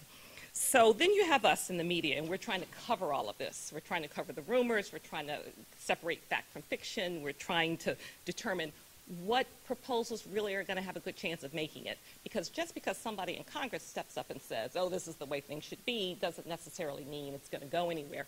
So we try not to write too much about those things. We try to keep in mind that we only want to present the ideas and the proposals that we think have a really good chance of making it, which isn't easy because you've got people talking in this ear, people talking in that ear, and they're all talking against each other, and it's just become really crazy. But so what I thought I'd do is just, with my list that I bought, look at the top housing policy issues that we will be watching over the next year or two. I'm not sure I know how to use this. Oh, yeah, okay. So the biggest one, as I mentioned a few minutes ago, is going to be GIC policy. That stands for Government-Sponsored Enterprises, Fannie Mae, Freddie Mac. What's going to happen? Are they going to be privatized with no government at all, or is the government going to just let the private market completely take over and just wind down Fannie Mae and Freddie Mac? Are we going to have sort of a largely private market with some government backstop for certain types of mortgages? Or are we going to have, which is what I think, but I could be totally wrong, Some people think we're going to have a system, surprise, surprise, even with all the things that people are saying, all the negative reactions to Fannie and Freddie. I wouldn't be surprised if we have a system that looks a little bit like what we have today, but perhaps significantly, significantly smaller. One of the options that the Treasury Department put out is an option that would essentially make Fannie and Freddie structured similar to like FDIC, where it becomes sort of a government agency, but a smaller one. And they're paid to guarantee mortgages, sort of like the FDIC gets income from the banks. So we'll see if that happens. We don't know. We're probably not going to know in 2012, actually. We probably won't know until 2013, although we've been hearing Geithner, the Treasury Secretary, talk a lot more about it in the last couple of weeks, that they're going to come out with some proposal. And then keep in mind, just because they come out with a proposal doesn't mean that everyone in Congress is going to go along, which is another reason why we sort of wonder at the end of the day if we're really going to end up with a system perhaps similar to what we have today, but smaller. In other words, you won't have the government behind 90% or 60% of all mortgages. Maybe it could go down to 40%. Maybe it would just be middle-class mortgages and lower-income mortgages, not all mortgages or most mortgages as you have today. Then we've got credit policy. So for mortgages that are backed by the government, how big should they be? How high should the government go when they do back mortgages? Should they be $700,000? Should they be $500,000? That's a big issue. Obviously, the government rolled them back this year, at least the mortgages that Fannie, Freddie, and the FHA back. And I think the top limits went down to something like, what, $650,000 or $625,000. They have been a little bit higher. There's still a lot of talk about what that limit should be. So that's something we follow pretty closely. The putbacks, oh, this has been very interesting. Fannie and Freddie have been going after the banks when they get bad mortgages, and they're looking at the underwriting. What's the underwriting done properly? If Fannie and Freddie feel it wasn't done properly, they're putting the mortgages back to the banks. The regulator feels this is a good thing because they're trying to save money for taxpayers. Taxpayers are sinking a lot of money into Fannie Mae and Freddie Mac, and they want as much back as they can. So they want the banks to take back these bad mortgages. The problem is people at the Federal Reserve and the Treasury don't like this because they feel all that's doing is forcing the banks to become even more cautious about lending and have higher and higher standards. How far back can you go for a bad loan? I mean, some banks are telling us stories where, you know, Fannie and Freddie found a mortgage that maybe a bank made 10 years ago before, you know, the big boom. And the person just simply lost their job. There's nothing wrong with it. Maybe the appraisal is off maybe a little bit, but they want the banks to buy it back. So now that's just one side of the story. Fannie and Freddie would say, we don't care. They still didn't do it right. And if they didn't do it right, they need to buy it back. So there's a lot of disagreement, a lot of arguing going on between the Treasury and the Treasury and the Federal Reserve and the big banks over how this should and could happen. Then you've got appraisals. You've heard a lot about over-and-stated appraisals. Well, we've had this pendulum swing now. You know, you had a situation where during the boom, appraisals were considered to be far too liberal. You know, they would say, the seller would say, this is what my house is worth sometimes. And the appraiser said, okay, fine. And now we're on the total opposite end, where appraisers are sometimes killing deals. So in other words, you've got a buyer, you've got a seller. They've decided this is what the house is worth, this is what I'm willing to pay, this is what I'm willing to sell the house for, and the appraiser comes in and says, no, you need to take the price down another $20,000 or $30,000. So there's been a lot of controversy over that, and we watch that pretty closely too. Some people say appraisals, in fact, they're supposed to be unbiased, but some people, and they're not supposed to actually move the market, they're supposed to reflect the market. But some people are arguing, you know, I think we've gotten to a point now where appraisals are actually pushing down the market. Maybe that's true, maybe that's not, but that's the controversy. Oh, QM and QRM. I'm not going to go into detail on those. They're really complicated.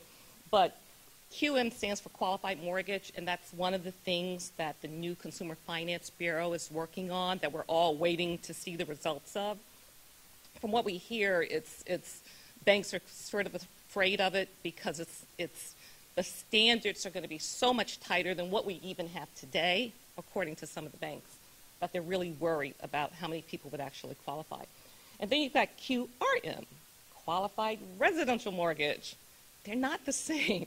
The QRM is one that the big banks, along with, I think it's the Treasury and some other agencies, are working on. Right now, one of the working drafts, and I know John and some of the economists here might understand it a little bit better, but I think the latest draft I saw was that a qualified mortgage could be one that consumers put a 20% down payment. They have certain loan-to-value ratios. A lot of people are arguing what that down payment level should be. Should it be 20%? If you have it at 20%, I've seen some numbers from the home builders, I think, that would show actually what percentage of the population could actually qualify for that. How long would it take them to save up the money? I mean, some of them are some of the numbers I've seen are pretty scary. I mean, like in some cities like San Francisco, if you go back to having a 20% mortgage, how long would it take people to save? Even if they saved every penny, how long would it take them to save? Would it be 10 years? Would it be 7 years? How long would it take? So that's a very interesting issue that we're following. Of course, tax policy is always interesting. Now, again, in the old days, when it was just Fannie Mae that we followed when it came to housing policy, yes, there was also tax policy, and Fannie has no control of tax policy, of course. It was always Congress. But tax policy hadn't changed. It was essentially the same for so long, we didn't really follow it that closely. And then, of course, whenever it would come up, people would think, oh, no, Congress will never change the mortgage interest deduction. Americans love the mortgage interest deduction. It will never, ever go away. Well, there's some cracks there now. It's probably not going to go away from all that we hear, but it seems pretty clear that some high-income households may not have full access to the mortgage interest deduction in the future. It also seems clear that vacation homes may not have full deductions from the mortgage interest, although it's still up in the air. I think even Romney last week said that he conceded that he'd be willing to reduce it, or the amount of the deduction on vacation homes. So everyone's talking about it, and I think this is something that probably will be bipartisan. I think both parties agree that there should be caps on the mortgage interest deduction for income. Foreclosure prevention policy. Right now, the big thing we're following is principal forgiveness.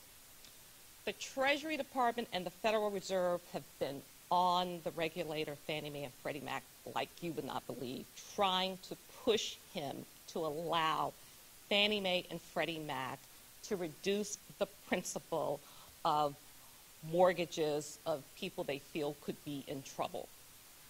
The reason is because they don't want them to go into foreclosure. But it's a tricky thing. The regulator so far has been very resistant. He worries that if you start cutting principal on some people, that other people who are not in trouble are going to, fall behind on their mortgages just so they can also get a lower loan balance. So it's a very, very tricky thing. People talk about moral hazard. It comes up a lot in this subject. Nevertheless, they're putting so much heat on the regulator of Fannie Mae and Freddie Mac that he's probably any day now going to give in at least a little. Refinancing, as you know, the White House has had lots of refinance programs. We're watching all of those very closely. Most of them really haven't worked very well. They work with a small percentage of people, but the paperwork, and it's just becoming increasingly complicated for the mortgage servicing companies and the banks. They've been reluctant. It hasn't worked. There are always rumors every couple of weeks that the White House is working on yet another refinance program that's going to help yet a larger group of people. But so far they haven't done that well. But again, we're still watching. And then, of course, some people think there needs to be more government intervention. That the reason why it's taken so long for the housing market to recover is that there hasn't been enough government intervention. So you've got those two things going on and people complaining about that.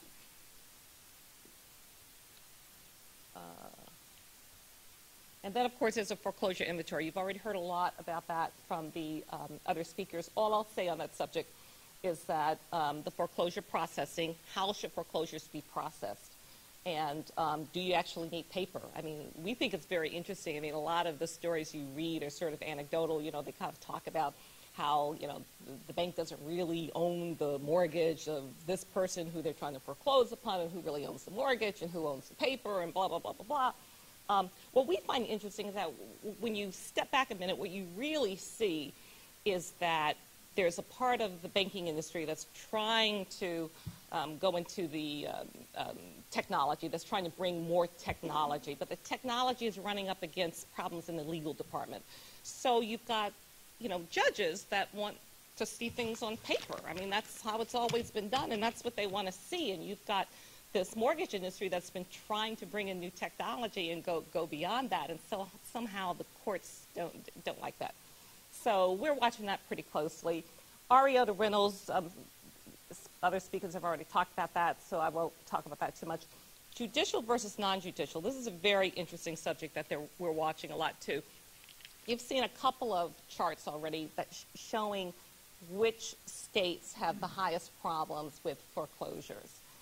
Well, one of the things we've been looking at the Journal is how many of those states are judicial, meaning that in order for the bank to foreclose, you have to go to court. And how many of those states are non-judicial, meaning that once you're 90 days behind on your mortgage, the bank can just come and kick you out and take it over. Many of the states that still have the biggest problems, we think are judicial states. Florida's a judicial state, Nevada's a judicial state, Connecticut, which was in one of your slides, judicial state, New Jersey, judicial state. So we're looking at that pretty closely. We're wondering, are there going to be any changes to this judicial versus non-judicial? Some economists are arguing that states that have, oh God, that's my son, sorry. Just leaving school, I guess. States that have, where you don't have to go to court to repossess a home are healing faster than states that have a totally judicial process. We think that's probably true in some cases. It may not be true in all cases. We do think that the backlog in Florida courts probably is one of the things that's slowing things down here, whereas California, which is a non-judicial state, seems to be healing a little bit faster than like Florida, when at the beginning they both seem to have a very similar problem. So that, and then the last thing we're looking at very closely, we've had a couple of really good page one stories about this, is investor loans. When this first started, the last thing most people wanted were investors to come into this market. And when you really think about it, it seemed like so odd. Can you imagine Wall Street owning little houses in Florida and Nevada? I mean, it just didn't, it seemed so odd. But they're in.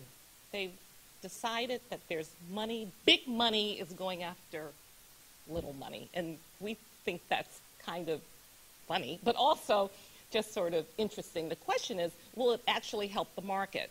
And so far, people think it might. I mean, even policymakers in Washington who were initially very resistant to having big investors, and small investors for that matter, come into the market are now kind of opening up to the idea, because they really do think it would help to heal things quickly. I think that is it for me. Like I said, I had no charts and graphs, just lists. Thank you.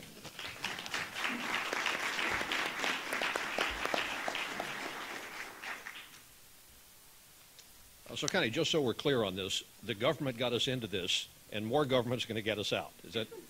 Yeah, okay. Just wanted to be clear about that.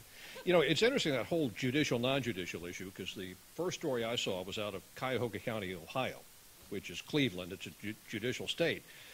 And you can understand the judge. He says, okay, this is, I think it was one of the European banks was trying to foreclose on 5 or 6 houses. And the judge says, okay, this is a contract dispute. Let me see the contracts. And the lawyers for the bank go, well, we don't have the original paperwork. We don't know. Questions from the audience? We have a couple of people. Let's wait for the microphone.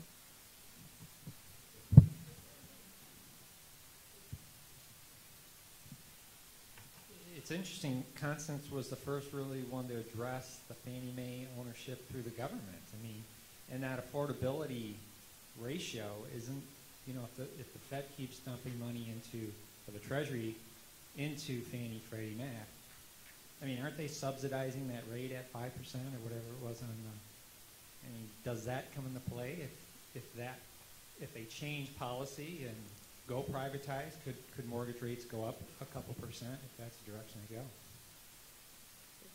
Yes, if you look at the difference between rates in the conforming market that Fannie and Freddie can purchase securitized and the jumbo market where they're simply too big, there is a differential, although it's come down. It's only about half a percentage point now. At the worst of the housing bust, it was about 1.5 percentage points. But it's always been more. And the big difference there is that Fannie and Freddie can still securitize mortgages. So they can still sell, perhaps it's to the Fed, but still lots of investors will buy mortgages guaranteed by Fannie and Freddie because they still have, it's still called an implicit, but it's as explicit as an implicit backing can be of the government. And so there's a great demand for them. Whereas in the jumbo market, since the housing bust started, there have only been 2 securitizations, just 2. So how does a lender in the jumbo market where there's no Fannie and Freddie make a loan? They have to put it on their books. Well, there's not a lot of capital, not a lot of extra capital for banks to do that. And so they equilibrate the market by charging a higher rate. Well, what I would also add, while the rate isn't significantly different between non-conforming and conforming, the terms are. And so it's more difficult to get a non-conforming loan, higher FICOs, higher down payments, for a modest difference in the rate. And you're right. I think that once the decision about Fannie and Freddie, whatever it is, will produce more private engagement, even if it's some federal backing at some point. And that private engagement means more capital. It means more private money at risk, and that means higher rates. But it's not going to happen anytime soon. What would happen to prices if the mortgage deduction were eliminated or cut back? Cataclysmic. Speaking from the home Certainly succinct. Thank you. I've seen numbers referred to in terms of new household formation, 1.3 to 1.5 a year. And of course, that's been eating away at the inventory that's built up over the years. Has any studies been, have any of you seen studies where you've had immigration effects that could be an influence on household formations as you look at the next 10 years? The Joint Center for Housing Studies does a nice annual piece, the State of the Nation's Housing, and we've done our own. I know David has, I have. Immigration is a very important part of the change in households. And where you have forecasts of household growth, the biggest differences among those forecasts come from assumptions about immigration, whether there will be changes in immigration policy, whether foreign nationals will even want to move to the U.S. So you can have, with very liberal immigration policy and, say, a good differential in favor of the U.S. in terms of economic growth, some pretty strong household numbers over the next decade. If you have immigration policy that makes it very difficult for immigrants to come in and relatively weaker growth in the U.S., you could have some pretty weak increase in household formation. So a big chunk of how strong or how weak household formation will be over the next decade will indeed come from immigration. But some of the ameliorating factors are that the domestic demographics, those that we are expecting from housing demand because they're already here, is a large echo baby boom. So the people we're most expecting to form households are coming out of that cohort of children of the baby boom, and that's a bigger cohort than the baby boom. So all those things you remember about the baby boom affecting demand for all the things you affect throughout your lifestyle are going to happen again. It will be different. You know, John made the point, I think correctly, that it may not be the big suburban house anymore. It may be a condo or an apartment in the city, but it'll still be housing demand. Yeah, and also remember, you can get an immigration of money without the people. And I think if you're in Miami, you can see the huge influx of Brazilian money. So immigration doesn't really require people. It just requires foreign capital. And many of you have probably read a lot of articles in the Wall Street Journal about these consortiums in England and Switzerland, where 10 to 20 people are getting together and just buying a place in Florida or Texas or even California if you're from the Pacific Rim. So you can immigrate, but you can just immigrate your money and not necessarily your person. And I'm sure that probably within the last week or so, a lot of people from Argentina are going to start showing up with their money and buying properties in the United States. No, John is right. I mean, we follow that pretty closely. That part of it, just the capital coming into the U.S. market from Latin America, from Europe. They look at prices here and think they're just wonderful, that they're really, really low. And then, of course, you've got the dollar that's been, weakening against certain currencies. So you've got a lot of foreign money that is coming in, too. That's helping to prop up markets in Florida. I mean, you go to Phoenix, you find a lot of Canadians. I mean, we've interviewed Canadians that are buying like hundreds of houses. And, they still have a boom in Canada. So what's really interesting is that Canadians are getting the profits off their homes that they had in Canada by selling them and then coming to Phoenix and then buying up, like dozens and dozens of homes. So it's definitely a lot of foreign money. And, of course, people around the world, whatever happens anywhere around the world, they still think of this as a safe haven market. So if you've got a lot of money and you've made a lot of money and you're living someplace else and you want to, just want to, like, put it away, stash it somewhere where it's nice and safe, a lot of people will come here and buy a big house.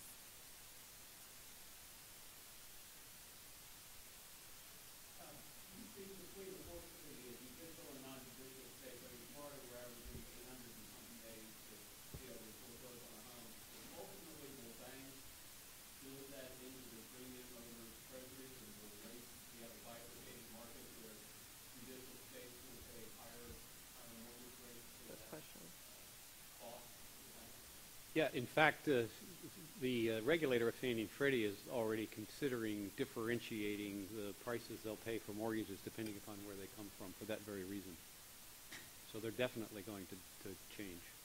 You're already starting to see mortgage rates, in large part because of Fannie and Freddie, were greatly equalized across the country in the 80s and 90s.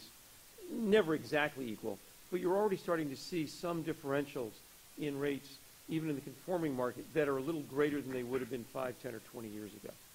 Well, John, you're the one from a bank. Give us a mortgage rate forecast. Again, following on all the issues, just that with the extent of more regulation over time, it's just going to get more difficult, I think, to get the average mortgage going forward. I don't think there's any doubt about that. Yeah. So the rates go up. When? Yeah. I know you'll give me a Probably- date or a figure, but not both, but I'll ask Well, anyway. No, I mean, I got to believe probably starting tomorrow for the next 5 years. I mean, it's just the market has to equalize over time. And the other challenge is, I think everybody sort of hints at here, you're going to have a lot less people qualifying. I think one of the, as Constance was hinting at, you're going from a system basically where just anybody can get a mortgage with no down payment to a system where now you have to have 20% down. Well, that is a huge transition. I mean, that's the problem of going from a huge bubble market where FICO scores can be 620 or 580 and nothing down to a market where all of a sudden the FICO score has to be 680, 720, 3 years of work experience and 20% down. I mean, that's what part of the problem I think in the United States is right now, trying to get going where you're moving from one incredibly liberal system to a much more traditionally conservative system. And that's going to be a problem throughout the United States. What about this? When the Federal Reserve says low interest rates till the end of 2014, I can take a lot of messages from that, but one of them is that I don't have to rush. If I want to buy a house, I've got plenty of time. There's no hurry. Therefore, that house is going to sit there. Well, I think in terms of financing, you might be able to draw that. But again, look at the charts that, our two David Squared put up there. And, you can see where this thing is going. So you can't just sit around forever and just say, the economy is improving, people are getting jobs, the affordability is there. Yeah, okay, right now, as Constance said, one of the great problems is the rules are always changing. So it's very difficult for any lender to know what the heck the rules are. You asked me to make you a 15-year mortgage, and all the rules are changing every 3 months. well, you know, how am I going to figure out my expected rate of return on this mortgage? And given all the problems that you've had in the judicial, non-judicial, all this other stuff. But I think basically, you know, everybody can see where this thing is going. And yeah, okay, the rate will stay low for a while, but I think the price of homes are moving up in a lot of really desirable areas. Well, and Ken, even, I mean, the Fed is talking about keeping the rate they control low, and it'll be dependent on what actually happens to the economy. But if it looks like the economy is getting stronger, or if it looks like inflation is truly drifting upward, then we could see longer-term rates, including mortgage rates, move up, even if the Fed keeps the federal funds rate at effectively zero. And the big problem for a lot of people is really going to be qualifying for a mortgage. That's why I have that QM, the qualified mortgage and the qualified residential mortgage. They're not out yet. But every report I've seen on those two suggests that mortgage standards will tighten, that they will tighten. So it'll be more difficult for more people. So even if there's a low rate, it's not going to help you if you can't qualify for the mortgage. So all the bankers are going to be like old man Potter from It's a Wonderful Life, right? And all the households are going to be renters. Yeah. Yes, sir.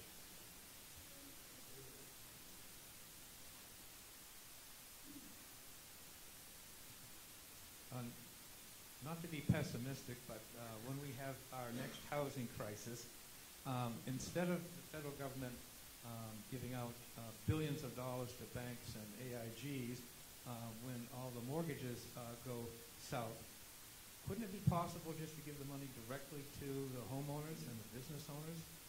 That way the mortgages would still be good, and the people would still be able to keep their houses and their businesses. It seems to make sense to me, but I'm going to ask you, you're the experts.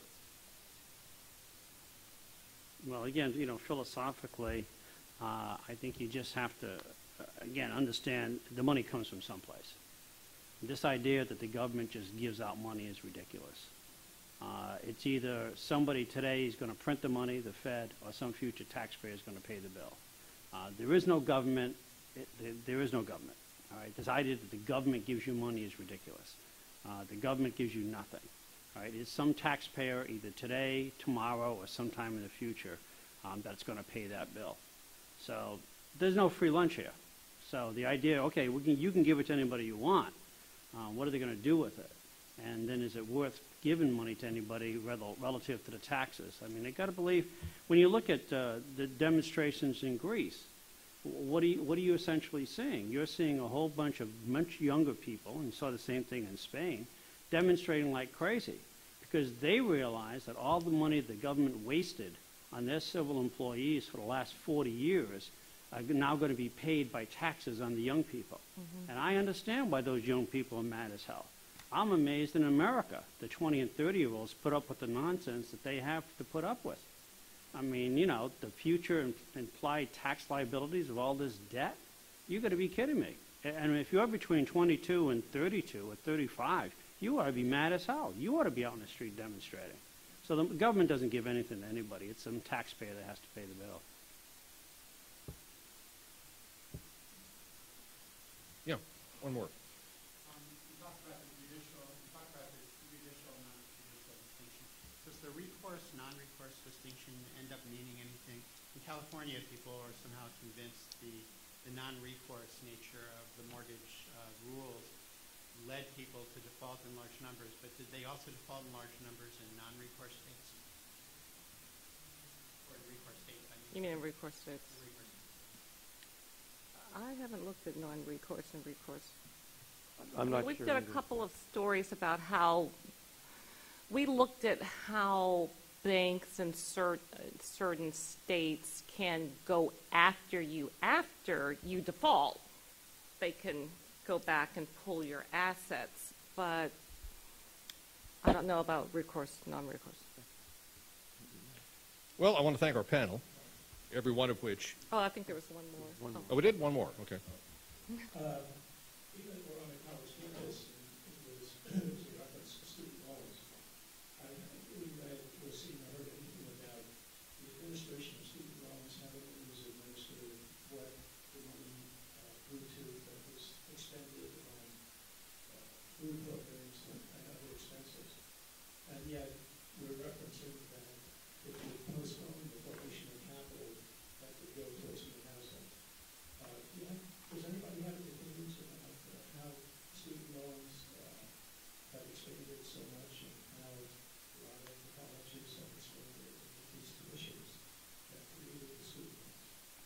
again, as you suspect, anytime you subsidize something, you're going to get more of it.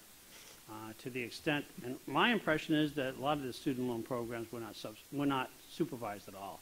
The money was just given out, and that, yeah, there's no doubt that that was part of the problem in terms of tuitions, and the rise of tuitions in the United States for probably the last 5, 10, 15, 20 years. Now, David and I both, know through experience. I mean, you look at some of the universities in the United States, and you can pick out what you want. I mean, Michigan or Duke or Brown or all these Ivy League schools, all these classic great schools, Miami or Florida, the problem, the same thing. Some of these tuitions look darn expensive, except if you're a foreigner.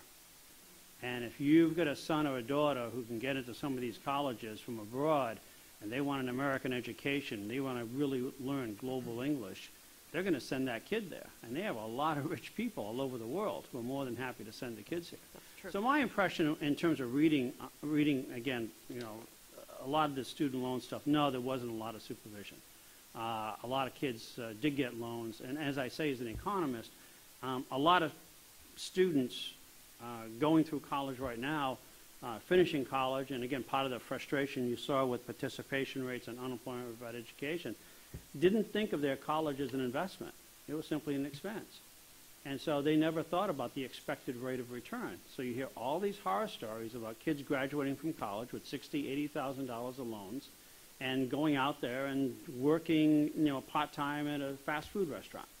And they can't possibly pay the loans. Well, yeah, part of it is that's a lack of economic sophistication and literacy more than anything else. I mean, no, you have to think about what am I getting out of this education? What's my expected rate of return? How am I going to pay these loans back?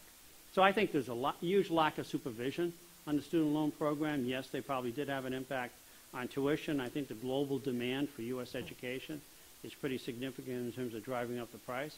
But as it turns out, for a lot of these young people, it is a barrier to home ownership because they may default or walk away from the student loans, may affect their credit position, but it certainly prevents them from building up a down payment. Well, thanks, John. Thanks, everybody. Sure. And some final words from our host, David Kotok. David. That's going to conclude our program, and the Global Interdependence Center New College Conference officially will end. There'll be a little time for some private conversation and discussion. John, David, Connie, Ken, thank you for making the trip.